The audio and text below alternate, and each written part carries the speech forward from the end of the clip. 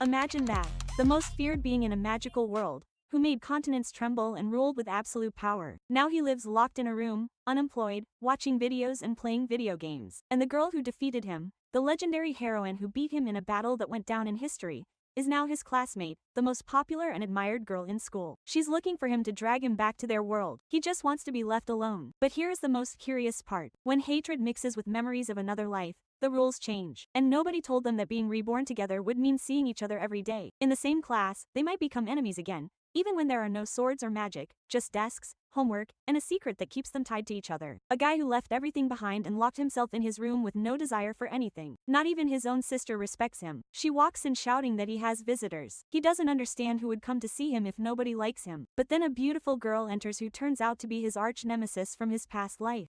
It turns out they both lived in a world of magic and have been reborn here in our reality. Her name is Meteor. She was the heroine who defeated him, the Demon King. Now she's rich, popular, and has everything he lost. And all she wants is to take him back, but he pretends not to know her. But she doesn't believe him. She tells him she followed his energy until she found him and can't believe how far he has fallen. He plays dumb, but she doesn't beat around the bush and gives him a few shoves to make him react. Just then his sister enters and sees them in the middle of the struggle. Ryusei tells Meteor she is still just as formidable as before and finally recognizes her for real. She explains that she was looking for him because his power still feels strong. Ryusei confesses that he also looked for her, but not for revenge. He was looking for his princess's soul, hoping she had also been reborn, but he didn't find her. Meteor mocks him a little and tells him he's no longer a king, that now he's just an unemployed guy locked in his room. Ryusei tells her he doesn't want any more trouble, that he just wants to live in peace, but she doesn't believe him. She knows that in his past life he became incredibly powerful, created armies, and destroyed everything in his path. How can you trust someone like that? She says it was all for her princess, that there's no point in fighting anymore, but she insists that his existence is tied to hers and she won't leave him alone. They get close again and just then her sister returns and catches them once more. She tells them to at least close the door. So, amidst the embarrassment and arguments, Meteor leaves, saying she's going to keep a very close eye on him. After that visit, Ryusei decides it's time for a change. He gets a job as a teacher at an all-girls high school. His sister is surprised and suspects it has everything to do with that girl who appeared, and she isn't wrong. Upon arriving at school, the person who greets him is Meteor. She corners him against the wall and demands explanations. Meteor tells her friend Maki that the new teacher gives her bad vibes, even though she can't stop looking at him. Everyone at school talks about the mysterious man with the dark aura and red eyes. She finds him dangerous, but she can't stop thinking about him. She takes him to a secluded spot to threaten him and demand that he leave.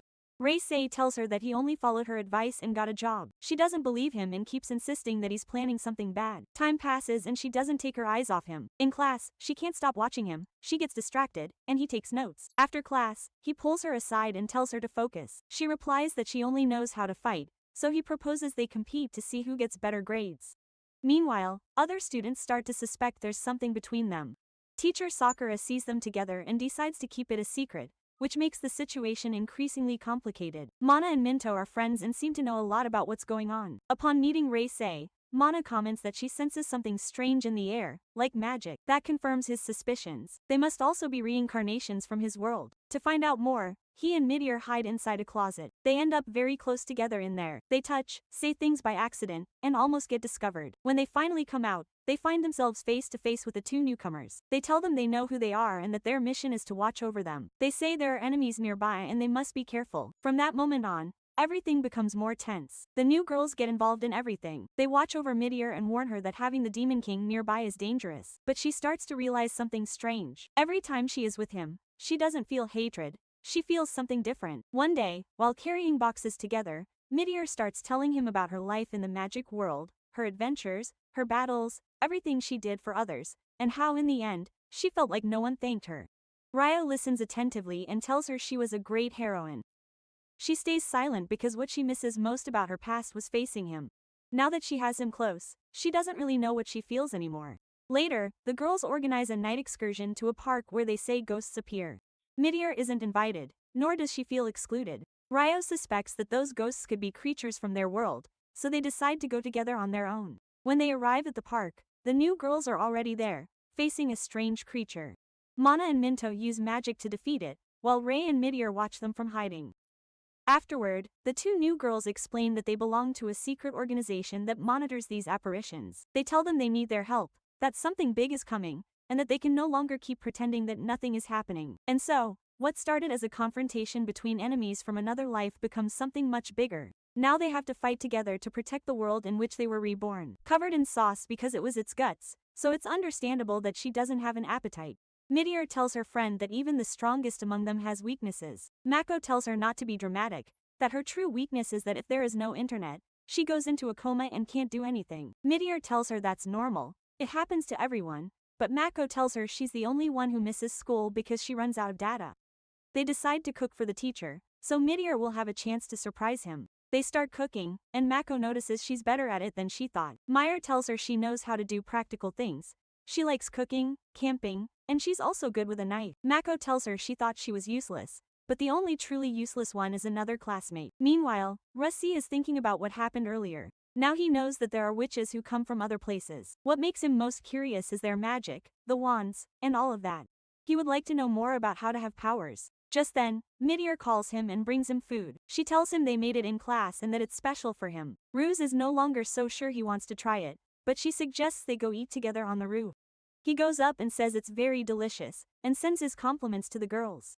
Meteor eats with him and tells him she likes the food in this world, and wants to try everything. Then she asks him what food he doesn't like. Rusty tells her peppers, because in his old world they were creatures that flew and attacked in groups, and seeing them brought back terrifying images.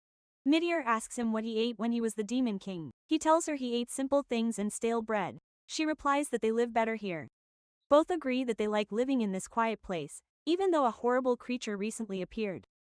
Meteor tells him the witches will take care of those things, but Rusty says she shouldn't always depend on others. After eating, Meteor returns to her friends and tells them she loved what they prepared. When class ends, Meteor goes to find Rousey very happily to tell him she found something interesting. He has a bad feeling about this. She tells him there is an abandoned underground place similar to the dungeons of her world. Rousey already imagined what was coming, but he goes with her anyway.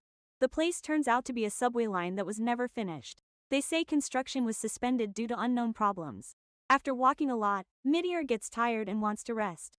They sit down and she complains there's no signal for her phone and no way to get oriented. The tunnel starts to scare her and she thinks it was a bad idea to go after class when they are already tired. Rousey reminds her it was her idea, but she ignores him and asks him to carry her. They stay to rest for a while because there isn't much else to do. She says she would have preferred to come with more people because they usually explore in groups and it takes quite a while. Rusey didn't know that because he never had friends. She says she wishes she had brought other classmates. She is so tired that she lies down on the floor. Later they continue walking while talking about how strange everything has become. Now that they know there are beings with powers fighting each other, Meteor is excited about the idea of being able to participate. Then she realizes that being alone with him in a dark place makes it seem like they are on a date. They spend more time without anything important happening and both get bored. She stops and confesses that she doesn't know if she should lead a normal life or use her strength to help others. Rousey tells her that she has always been strong, brave, and intelligent. At that moment, something strange happens and they finally encounter a creature much larger than the one they saw before. Rousey asks if she can handle it alone, but she tries to convince herself that she can, even though she isn't sure. At the same time, at the center where the witches are, they detect the creature and see that it is very powerful. The leader orders them to go and help, but they worry that the girls who are nearby won't be enough. However, they see that someone is already fighting it and that the fight is quite even. The creature attacks both of them, but they manage to dodge it. Mighty picks up a stone and throws it hard, but it barely does any damage. She asks Russ for help and he uses his magic to stop it. He tells her to hit it with all her might in its weak spot. She concentrates her energy and manages to cause it a lot of damage. Rouse takes the opportunity and finishes it off with a powerful spell. Mytel is surprised and recognizes that it was very powerful and dangerous magic. She understands that he is still someone very strong. Russi congratulates her and tells her she fought very well. She is left thinking and feels a mix of emotions, although she also feels that he did almost all the work. He tells her to stop overthinking it. The next day at school, Meteor is distracted all day long. Her friends notice and ask her what is wrong. She says nothing is wrong and goes to see Russi. She brings him some documents and asks if he has nothing to tell her. He says no. She returns very annoyed and thinks that he is only treating her well to deceive her and achieve his plans. She goes to look for him, determined to confront him. When she finds him, he is fighting another creature alongside other companions. A larger one arrives and everyone prepares to fight. She receives a special weapon that they give her and they tell her it is very powerful. Russi also goes to help, but Meteor stops him. She tells him that she doesn't think she is good enough to keep fighting, and he tells her that she is and that she always does her best. They all fight together and manage to defeat the creatures. Later, Russi tells Meteor that a hero needs someone to face and that he felt purposeless when she defeated him. He thanks her for being who she is. She listens to everything he says and is deeply moved. Then he talks to another classmate who tells him she investigated something important. Someone is opening paths between worlds, and it seems that person has a strong connection to her. Suddenly, a new girl appears who gets very close to Russ, drawing everyone's attention. Her name is Ayame. She is very popular, kind, and friendly. The others notice she is always looking for him and seems interested in him. She asks him for private tutoring after school, but Ruse tells her he doesn't need them. Meanwhile, Meteor watches them from afar and feels jealous because Ayame seems perfect, calm, and sweet, and she compares herself to her, thinking she doesn't stand a chance. A friend tells her that Ayame wasn't always like that. She used to be quiet and lonely, and changed overnight, becoming the most popular girl. Meteor finds it very suspicious. When classes end, Ayame takes Ruse to an empty classroom to talk in private. There, she tells him he has very nice eyes and asks if he finds her attractive. He remains serious and doesn't respond the way she expects. She tries to use a spell on him. At that moment, he remembers what he was told earlier, that there are people from other worlds who keep their powers and tend to change their behavior suddenly. Everything fits with what he has seen of Ayame, and he realizes that Ruse is in danger. Ruse manages to break the spell and tells her that her charm doesn't work on him. She pretends not to understand, but he tells her he already knows who she really is and that she came from another world. She is surprised and says she just wants to return to her place of origin, where she was very important and powerful. Ruse decides not to tell her that he is also someone very well known in that world. She gets angry and says she is going to defeat everyone who gets in her way, including Meteor. Ruse gets serious and is ready to stop her. She says that the stronger her opponents are, the more power she gains to return home. Just then, Meteor and her friends arrive. A fight breaks out, and by accident, she cuts Rouse's tie while they try to defend themselves. Ayame falls and gets injured. Other people arrive and find the scene confusing. At first, they think something serious happened, but then they explain what actually occurred. Ayame tripped first, and it was all an accident. The police arrive, but since there is no serious evidence, they only take Ayame in to question her. One of the girls is deeply affected because it was the first time she had faced something like that. They talk about how Ayame got carried away by her power and that it wasn't a good idea to return her to her world in that state. Later, Maitel feels bad about having cut Rouse's tie and decides to give him a new one. She is embarrassed to give it to him and asks her friends how to do it. They tell her to just hand it to him. She says it's not a romantic gift, but just a replacement for what she broke. For his part, Russi also gives her a gift, a ring that actually hides a magic sword. He explains how to use it and that she just has to say its name for it to appear. She tries it, but at first, it doesn't work. That night, she stays staring at the ring, very happy. The next day, they are called to the teacher's office because there are rumors that he and she have something going on. The teacher tells them to try to hide it better because it's very obvious that they get along and look like a couple. They both defend themselves, saying that's not the case and that they just knew each other before. They invent a story about their families knowing each other and that he helped her village a long time ago. Midie's friends see them from outside and think they are dating in secret. The teacher tells them she understands they have a past together and asks them to just be more careful and not draw so much attention. Later, Russi confesses why he was sad before. When she defeated him for the first time, he had nothing left to do and felt lonely. So in a way, he thanks her for appearing. He tells her that he hasn't forgiven her for everything that happened, but he can't forget her either. She keeps thinking about everything they said, and as they walk back together, he looks at her and thinks that in some way he is very happy their paths have crossed again. Going from his quiet life to working at a school full of girls who give him a lot of work is very exhausting. He remembers his previous life. He spent his days in the library reading about magic and world domination without any worries. When he became friends with the Imperial Wizard, he had to start living with people and working, something he didn't like at all. And when he was the Demon King, his army was made of the undead, so nobody bothered him and he could read in peace. He was always someone who preferred to be alone. Now he has a sister who asks him why he isn't working and tells him that it seemed like he was doing well as a teacher. He replies that it's complicated because his heart was broken. His sister doesn't believe him, but she wonders if he feels better now that he's met someone new. Among his concerns as a teacher are exams, homework, household bills, and everything else. One day, Mako comes to see him with a serious problem. She found a hidden camera in the sports club locker room. She didn't tell anyone so as not to cause alarm before the tournament, but she needs help finding out who put it there. He agrees to help because his phone was stolen and he has nothing else to do. They check the place. The camera was on top of the lockers. It was recording the girls changing, and it looks like they entered through the window. Mako gives him a list of those who use those lockers and whom she suspects. He wants to resolve it discreetly and wonders if he can use magic for it. He goes to see Minto and asks her what the witches are doing. Minto tells him that Alame opened several portals and beings from other worlds are arriving who want to take advantage of this place. He asks her if there is a spell to know who owns something. Minto tells him yes, but she won't give it to him because that would move the story ahead too much, so he will have to figure it out the old-fashioned way. On the way, he meets Mari, who is very upset because someone destroyed her garden. She gets angry when he offers to help and tells him that humans are useless. Later, he finds Meteor, who is wandering around there. She asks him how things are going with Mako, because she saw a very scared girl looking for something near the locker rooms. He asks her who it was, and she gives him her name. Her name is Nis. He looks for her and asks her if she lost a camera. Nis confesses that she did put it there, but not to spy. A valuable gift from her boyfriend was stolen, and she set the camera up to catch the thief. She knows it was wrong to record her classmates and apologizes. Ryosei tells her that Mako found it and didn't tell anyone, and that he will help recover what was lost. Later, he brings the two of them together and tells them that the culprit was a crow. It came in through the window, took the necklace, as well as his cell phone and other things. Everything is cleared up, and the girls are at ease. Meanwhile, someone who came through a portal tries to act, but Ryosei stops him from afar with a spell so strong that it leaves him unconscious, choosing not to kill him. This confirms that beings from other dimensions are indeed arriving. Meteor is worried because she lost the ring he gave her and doesn't dare tell him. The next day, they talk about Ryosei's upcoming birthday and wonder what to give him. They can't give him a tie anymore because he cut it up. Meteor says she would give him a very fine pen, but it costs too much. They don't know what to give a man because they've never had to do it before. They ask Mari, and she says she'll give him chocolates, which is very common. They realize that Valentine's Day is also approaching. Minto overhears them and tells Mana, who is very interested in the gossip. Professor Sakura asks Ryosei what he did on Valentine's Day when he was young, and he says he barely got anything, just from his mom and sister out of pity. The girls joke that Meteor should give herself as a gift.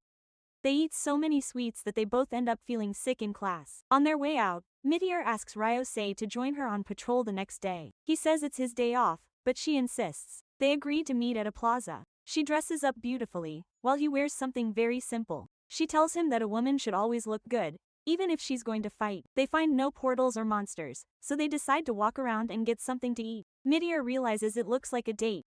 They run into Professor Sakura, and she takes his hand and runs to hide. Laughing, she concludes that it is indeed a date, unless a monster shows up. They eat together and talk about their lives. He says that being a teacher to girls is more stressful than being a demon king, and she confesses that sometimes she feels like she's falling behind and can't help as much as she'd like. In the end, no monster appears, so he wasted his day off. Suddenly, they hear a scream. A creature appears, and they defeat it with one blow. Afterward, they buy some things, and she feeds him a sweet directly with her mouth, and they both feel very awkward.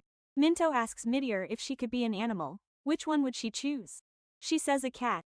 Minto says some magic words and turns her into a pink kitten. Meteor gets angry because she used her as a test subject and can only meow. Minto tells her the spell wears off on its own in 2 hours and that she can also reverse it, but she leaves angrily without hearing the rest. She wanders through the school in cat form and runs into Mari, who falls in love with her instantly. She tries to pet her and even tries to meow to get on her good side. Mako sees her and tells her that it's ridiculous, that the best way to win over a cat is with a toy. Upon seeing it, Mitie's instincts take over and she starts playing without being able to hold back. Afterward, she goes to look for Ryosei in the teacher's lounge. He sees the pink cat and is enchanted. He calls her Rosita. He tells her she looks like a student of his who is beautiful and brave, and that right now he can't find her or contact her. She scratches him gently so he'll change her name, but he doesn't understand. Then he senses something strange and decides to walk through the school to make sure everything is okay. She climbs onto his shoulder and he tells her that he is afraid of ghosts. When they were children, they went to the cemetery and one of his friends took a bone. Later they started getting sick and one night a ghost woman appeared who choked him while he slept.